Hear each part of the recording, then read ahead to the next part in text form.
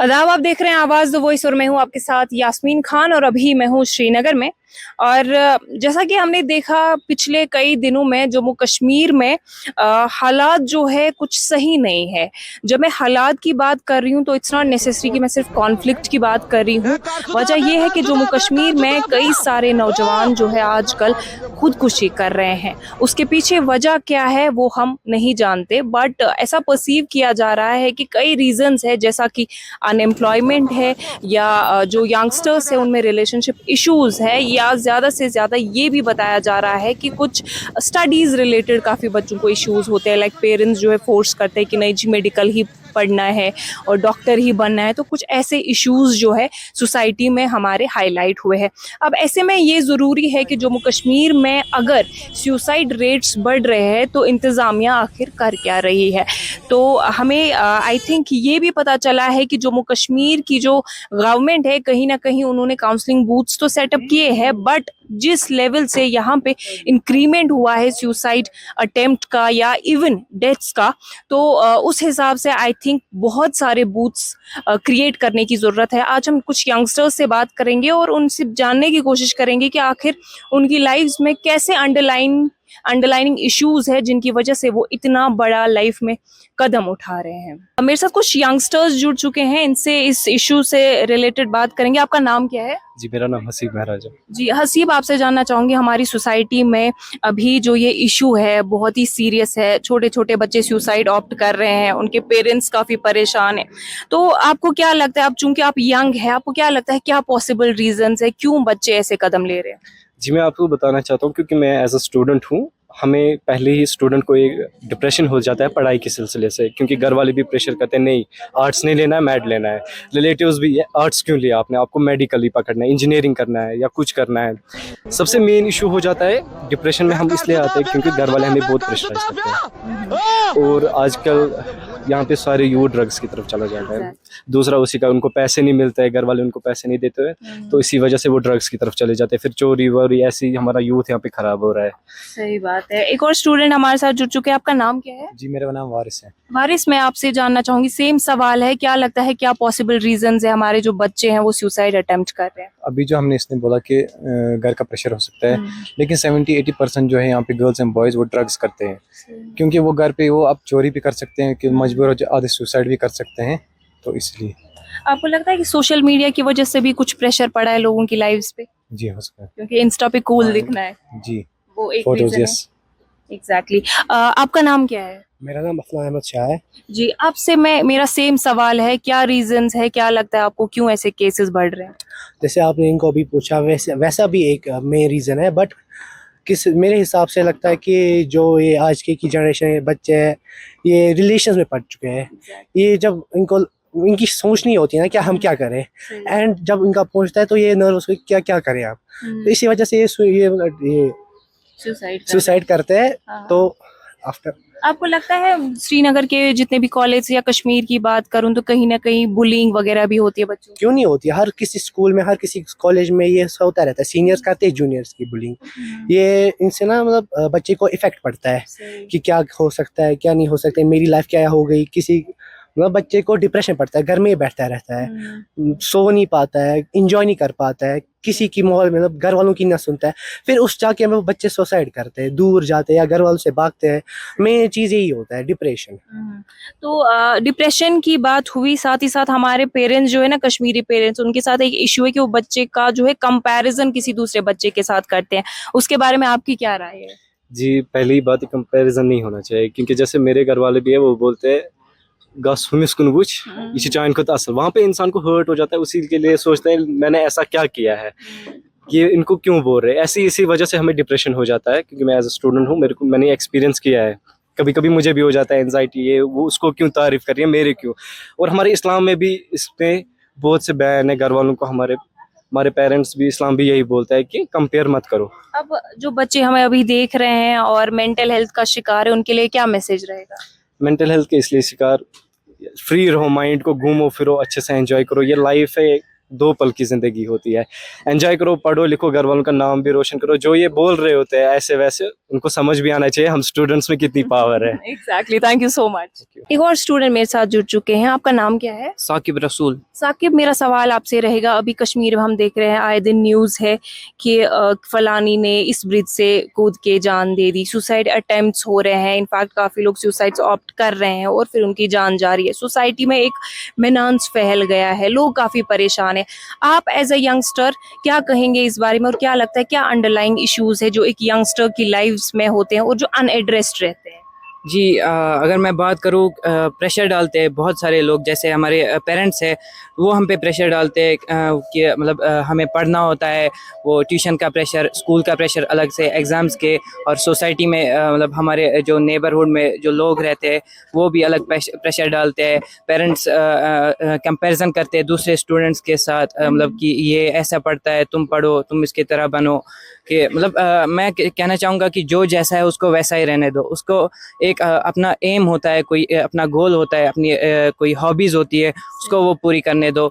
कि मतलब किसी को ऐसे ज़बरदस्ती नहीं है कि वो एक ही फील्ड में जाए, उसी फील्ड में मतलब काम करे। और अगर हम बात करें कि सुसाइड अटेम्प्ट्स की, तो बहुत सारे ये है जो मतलब जो लोग ड्रग्स करते हैं, तो मतलब ड्रग्स के बारे में, मतलब जब उनको ये लत लग गई होती है उस बारे में, उस इसमें मतलब उस नशे में, तो जब उनको ये चीज़ नहीं मिलती तो उसकी वजह से भी बहुत इश्यूज़ होते हैं इसके, सुसाइड्स के। तो मैं यही कहना चाहूँगा कि जो ये है सुसाइड जो है उनको मतलब जो डिप्रेस्ड स्टूडेंट्स है उनको हमें मदद करनी चाहिए। उनको मतलब साइकोलॉजिस्ट जो उनकी है उनको वो मदद करे, और ज़्यादा से ज़्यादा हमें मतलब इसके बारे में पता चलना चाहिए कि हम कौन कौन से हमारी सोसाइटी में ऐसा बंदा है जो इस प्रॉब्लम से गुजर रहा है, तो उनकी मदद करनी चाहिए हमें। एग्जैक्टली, तो आपको लगता है कि जैसे हमारे जो स्कूल्स हैं, हमारे कॉलेज है, वहाँ पे काउंसलिंग सेंटर्स भी होने चाहिए और टीचर्स की ये जिम्मेवारी होनी चाहिए कि वो ऐसे डिप्रेस्ड बच्चों को आइडेंटिफाई करें? यस, होने चाहिए, और इनफैक्ट है भी। बहुत सारे कोचिंग सेंटर्स है, कॉलेजेस है, और स्कूल्स है जिनमें ऐसी फैसिलिटीज़ है, और हमें इसका यूज़ करना चाहिए। इसके मतलब बहुत मतलब लोग होते हैं जो हमें मतलब मदद करेंगे इस बारे में, जैसे साइकोलॉजिस्ट होते हैं, जैसे बहुत सारे कोचिंग सेंटर्स में जो मतलब फैकल्टी में होते हैं, तो उनसे भी मदद लेनी चाहिए हमें इस प्रॉब्लम के सॉल्यूशन के लिए। Thank you so much. हमारे साथ अभी दो सीनियर सिटीजन्स हैं। ऑफ कोर्स इनकी जो लाइफ है काफ़ी एक्सपीरियंस्ड होगी, काफ़ी कुछ ज़िंदगी में इन्होंने सीखा होगा, काफ़ी जगह ऐसा मतलब इन्हें हुआ होगा इनके साथ कि बहुत स्ट्रांगली खड़े हुए होंगे। कई टाइम ऐसा भी हुआ होगा कि डिप्रेस भी हुए होंगे। बट आजकल हमारी सोसाइटी में प्रॉब्लम ये है कि जो हमारा बच्चा है वो इतना डिप्रेस्ड है कि फाइनल डेस्टिनेशन उसको लगता है सुसाइड है, तो खुदकुशी करता है। उसके बारे में आप क्या कहेंगे? सबसे पहले मैं ये कहूँ कि जो यहाँ का हालात और मौजूदा दौरा जो है, इसमें हमें ये इफ़ेक्ट पड़ा है कि लोगों के पास पैसे हैं, किसी के पास कुछ नहीं है। अब जो पैसे वाले हैं वो सबसे बढ़कर चढ़ते हैं, अब जो छोटे वाले हैं वो क्या करेंगे? सही। उनको उनके साथ चलना भी मुश्किल होता है, लेकिन उनको ये नहीं सोचना चाहिए। इंसान को सबसे ज़्यादा खुद इत्मीनान बनना चाहिए। पहले माँ बाप जो अपने बच्चों को सिखाए, सही। और गवर्नमेंट को भी ये देखना है कि गरीब है यहाँ, गरीब तबका है यहाँ, इनके साथ क्या सलूक किया जाए।